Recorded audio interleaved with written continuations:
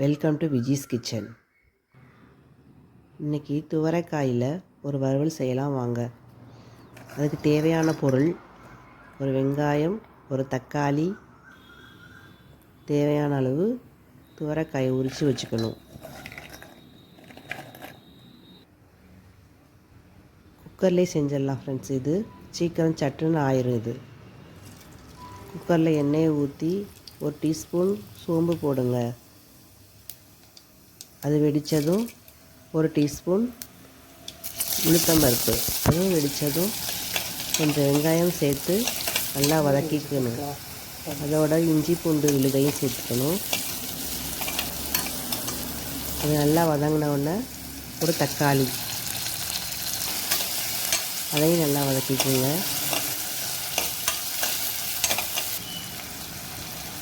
கொஞ்சம் மஞ்சத்தூள், துவரைக்காயை சேர்த்துக்கலாம். இப்போ நல்லா வதக்கிக்கிட்டு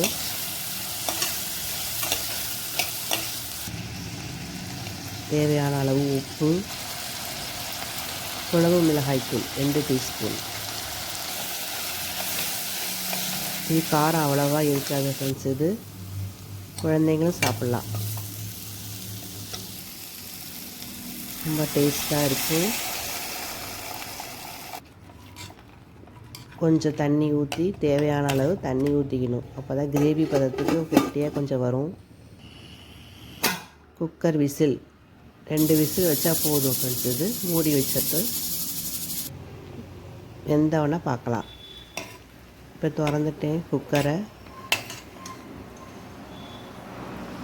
கிரேவி பதத்துக்கு வந்திருக்கு. தேவையான அளவு கெட்டியாக வந்தோடனே இறக்கி வச்சிட வேண்டியதான். இது சாதத்தோடு சேர்த்து சாப்பிட ரொம்ப அருமையாக இருக்கும் இது ஃப்ரெண்ட்ஸ். இது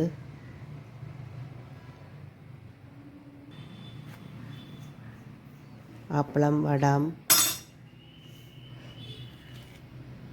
சேர்த்து சாப்பிட்லாம். இது சப்பாத்திக்கு ரொம்ப அருமையாக இருக்கும் ஃப்ரெண்ட்ஸ். இது செஞ்சு பார்த்துட்டு எனக்கு கமெண்ட் பாக்ஸில் கமெண்ட் சொல்லுங்கள்.